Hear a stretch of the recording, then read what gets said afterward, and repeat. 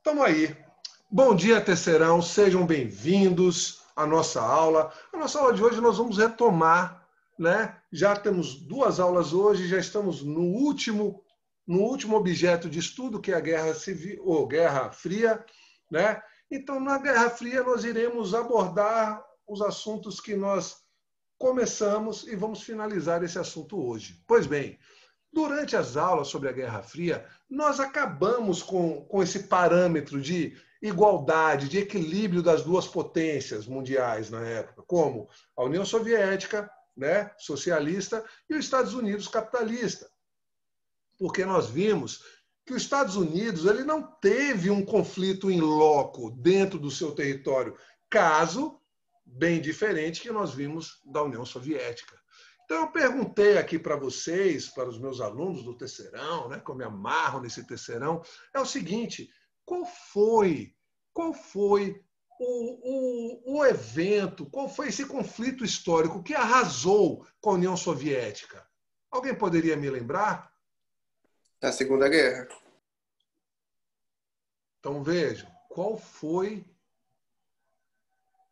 mas qual foi o nome? Qual foi o nome desse conflito? João Vitor, quem era o líder da União Soviética? Quem era o líder? O último líder que nós vimos, autoritário, ditador. O Vitor, Maria Clara, ou Ana Bárbara? Stalin. Stalin. Então, qual foi o conflito? A Batalha de Stalingrado. A Batalha de Stalingrado, a União Soviética, velho, foi arrasada. Milhões de mortos. Então, para essa reconstrução, eu vou ter que investir dinheiro. Então, gente, não tem esse parâmetro. Ficou claro isso? Sim. Ficou claro que Entendi. os Estados Unidos ele vai ter uma vantagem muito maior do que a União Soviética. Está claro para vocês, terceirão? Massa? Entendi agora. Então, vejam. Está assim. Então, vejam. Então, os Estados Unidos, né? Então, não existe esse equilíbrio, hein, entre essas duas potências. Os Estados Unidos sempre está à frente, porque não teve o seu território arrasado. Aí, João Vitor pode falar assim, ou Vitor, né? Pode falar, mas professor, e Pearl Harbor? Mas Pearl Harbor não foi em loco, não foi dentro dos Estados Unidos. Beleza? Então, vejam só. Os Estados Unidos vai colocar medidas para conter o avanço do socialismo, né? Então, ou seja, a doutrina Truman e o plano Marshall. Vamos para eles. Doutrina Truman, defender todas as nações que querem a liberdade. Mas que liberdade é essa? Que liberdade seria essa? Vocês têm que pensar nisso.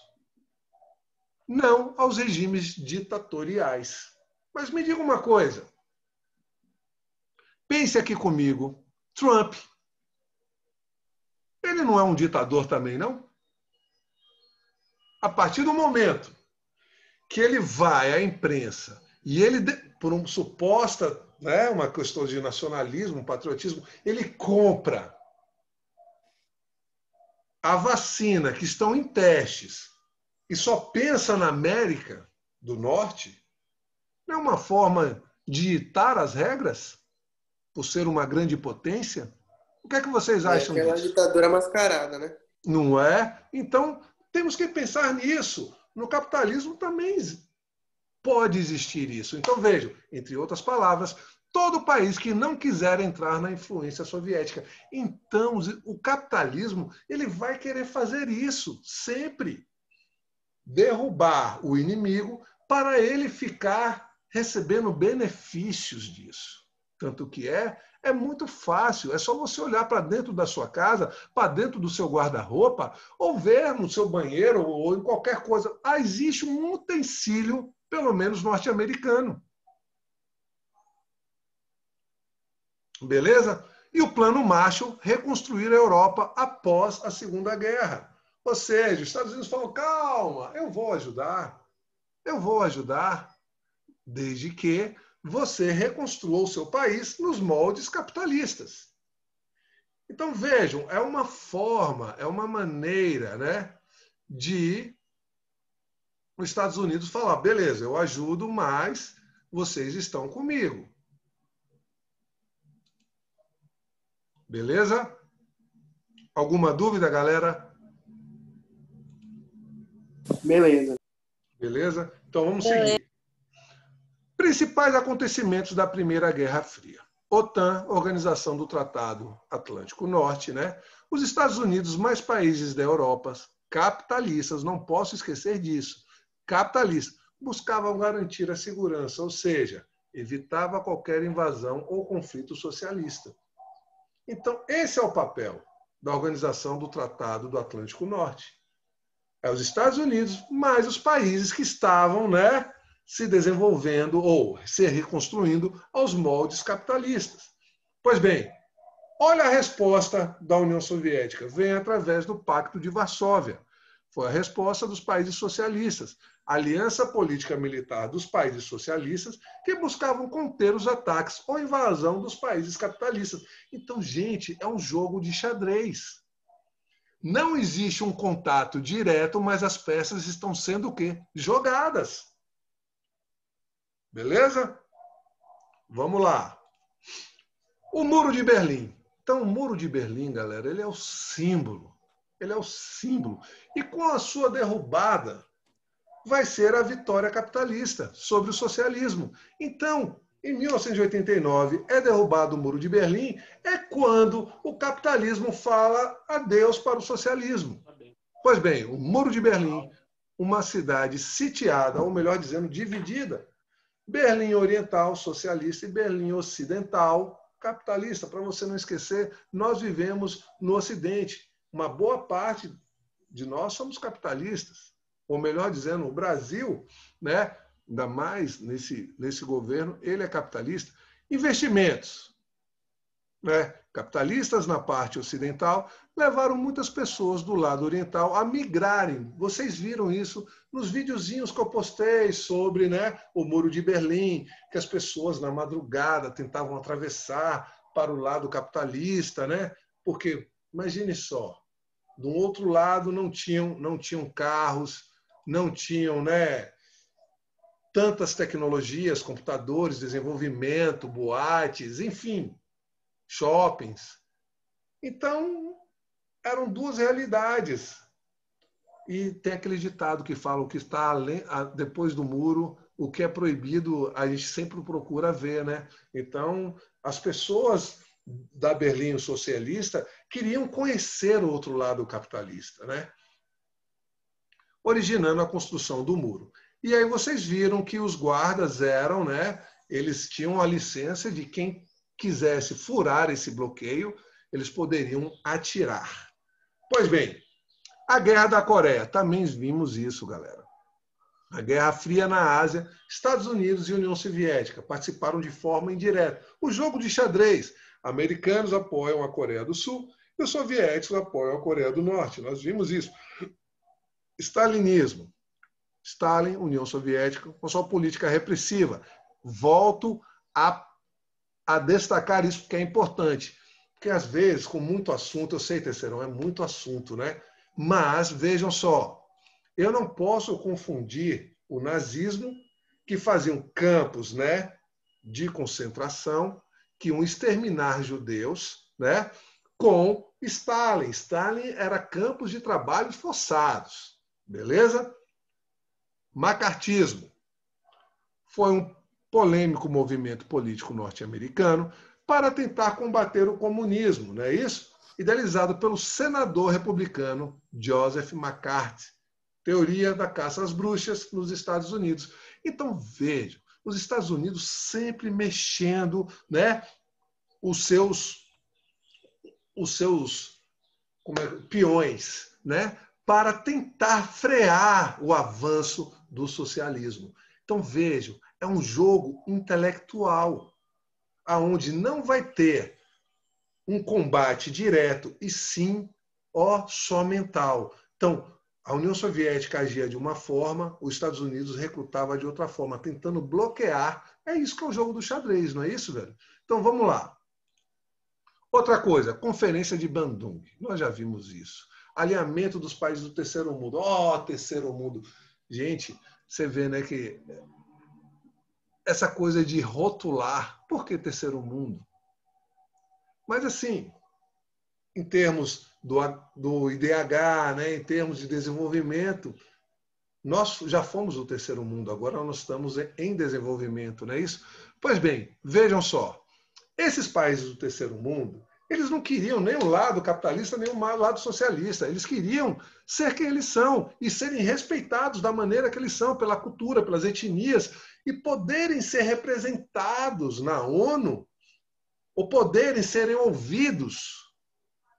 Então, vejam, essa questão da descolonização nós já vimos nas nossas aulas.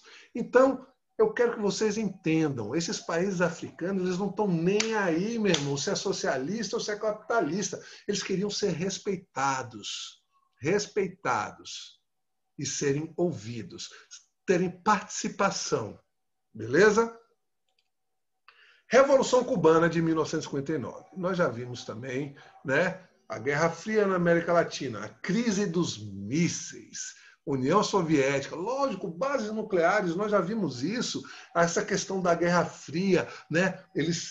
O armamento nuclear, ou seja, a qualquer momento o mundo poderia estar nos ares.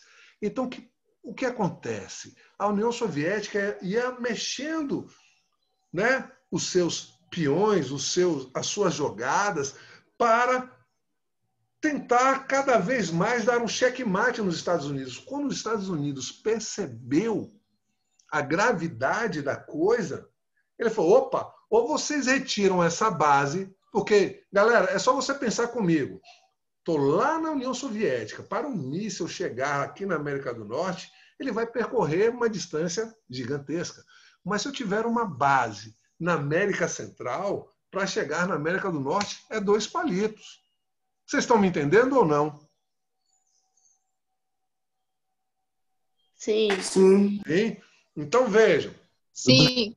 Então, quando os Estados Unidos vai acordar e falar, peraí, como é? What? What? Ou seja, ele não vai conceber isso. Então, em 1962, os Estados Unidos dão um ultimato para acabar com a base ou iria dar início a uma guerra nuclear. O mundo ia o quê? Bum! Para os ares.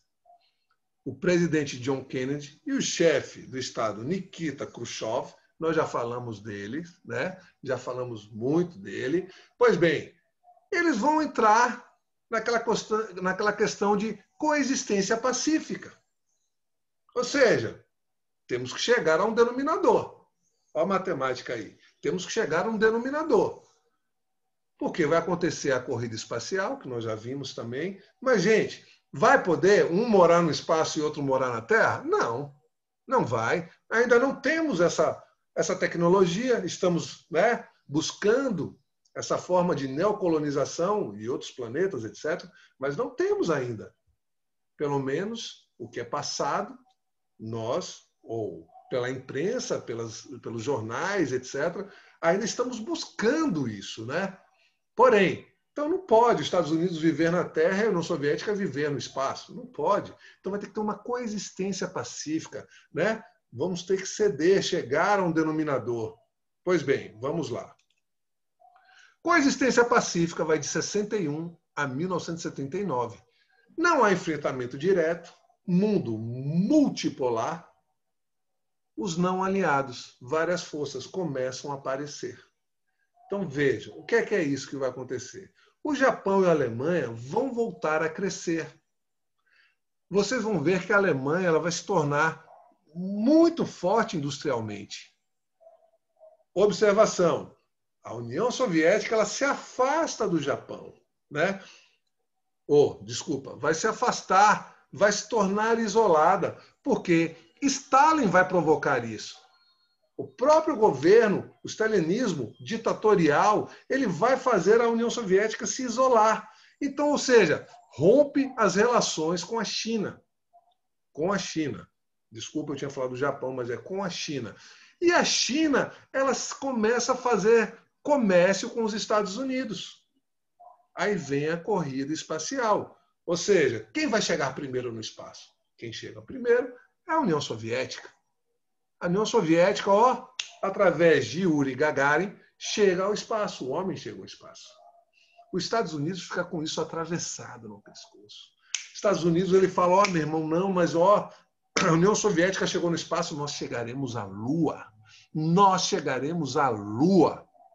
E dito feito, Neil Armstrong chega à Lua. Como eu falei a vocês, há controvérsias nesse período.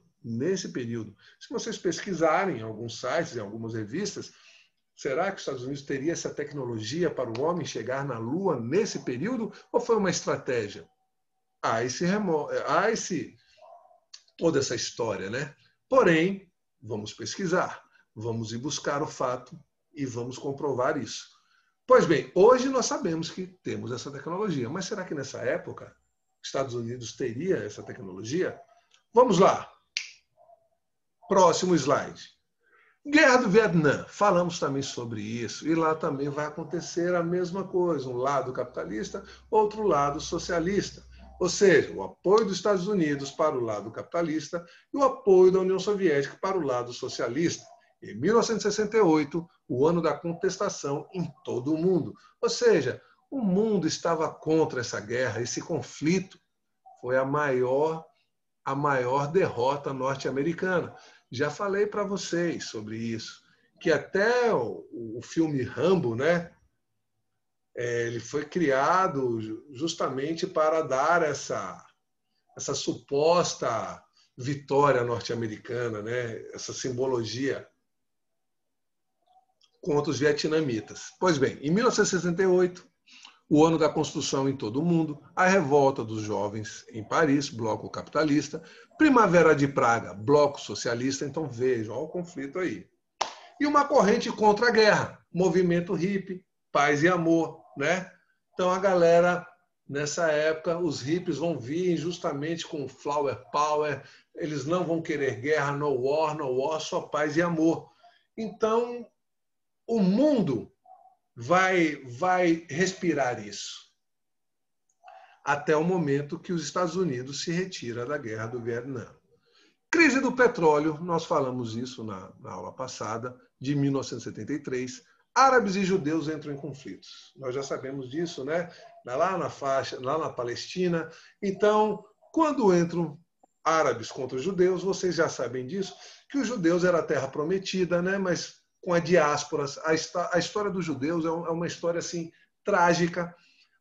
Se vocês pensarem, os judeus, eles foram prisioneiros na Babilônia, eles foram prisioneiros no Egito, depois eles voltam para a Terra Prometida, e quando os romanos invadem, eles fazem a diáspora, se dispersam pelo mundo e começam a querer regressar para a Terra Prometida, e lá os árabes estão vivendo lá.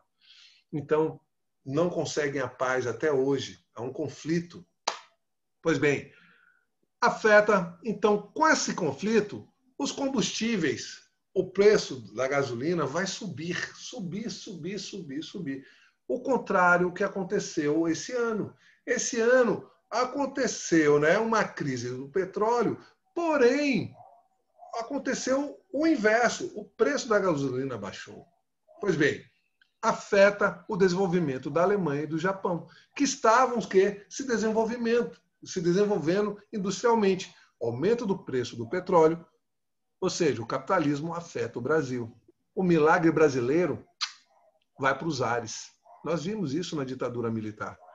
Então, meu irmão, vejam só, em apenas 5 meses, entre outubro de 73 e março de 74, galera, pasmem, o preço do petróleo aumentou 400%, causando reflexos poderosos nos Estados Unidos e na Europa, desestabilizando a economia por todo o mundo. Então, pense comigo.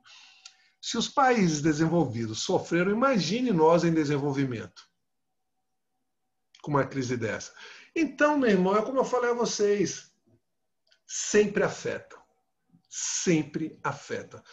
Uma crise internacional sempre vai afetar ainda mais os países mais fracos. Beleza? Alguma dúvida, galera?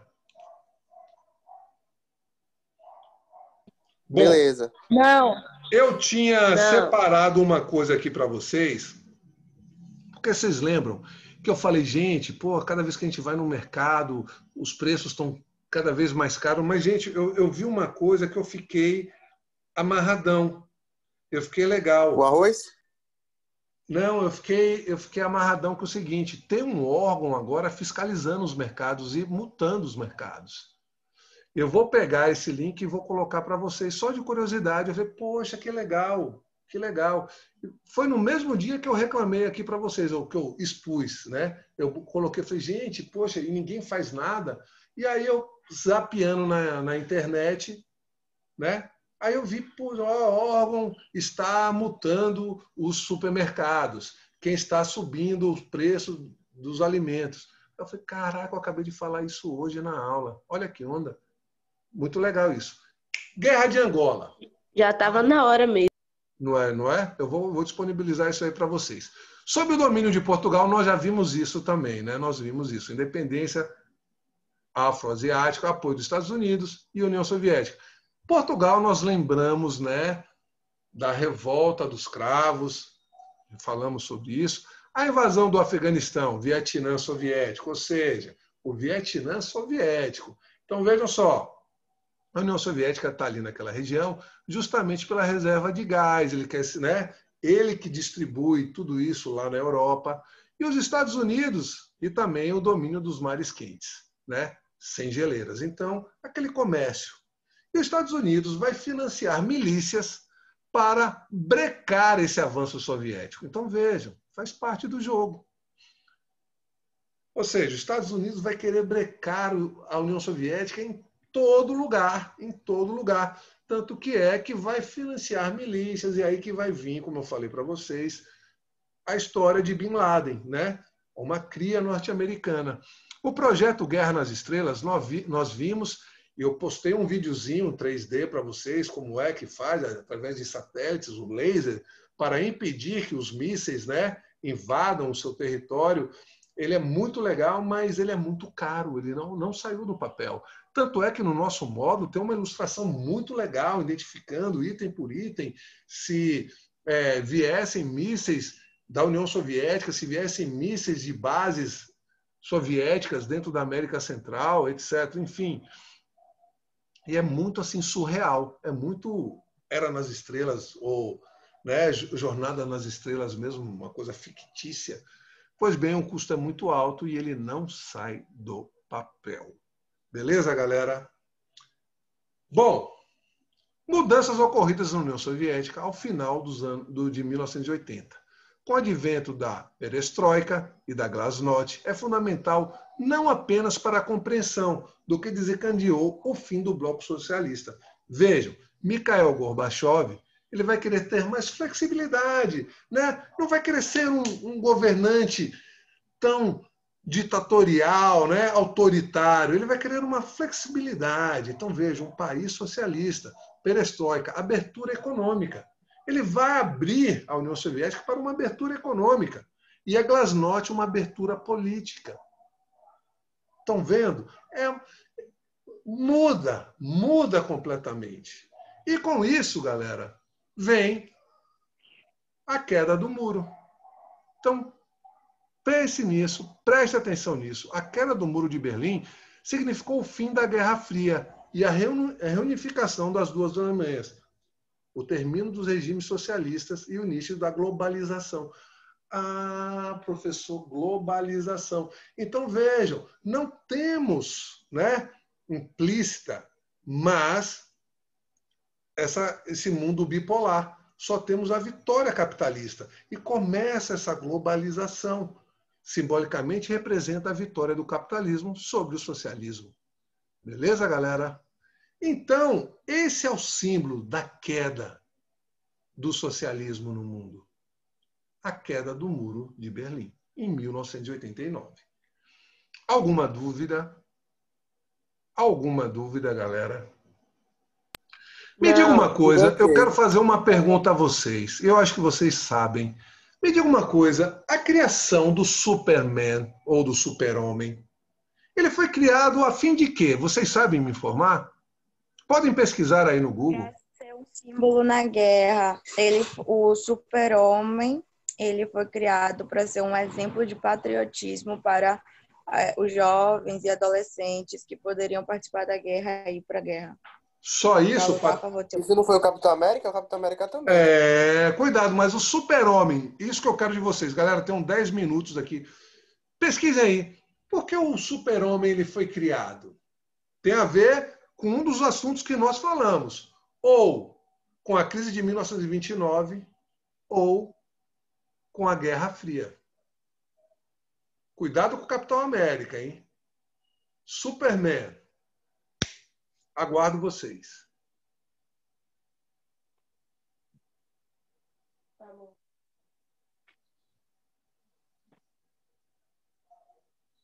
Não.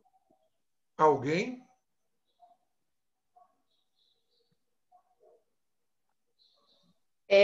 O Super-Homem mostra a imagem dos Estados Unidos, que ele é sempre forte, sempre está à frente de tudo. É tipo isso. Então, e teria a ver com que assunto que nós estudamos? Mas, quero mais. Sempre forte, mas o quê? Eu quero mais. Vamos lá, galera.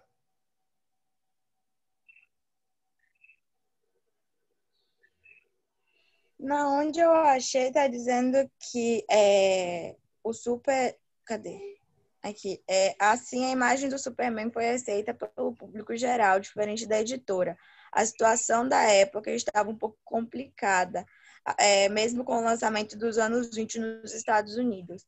Por causa da crise financeira, que foi anos 20. 20, então já falou tudo.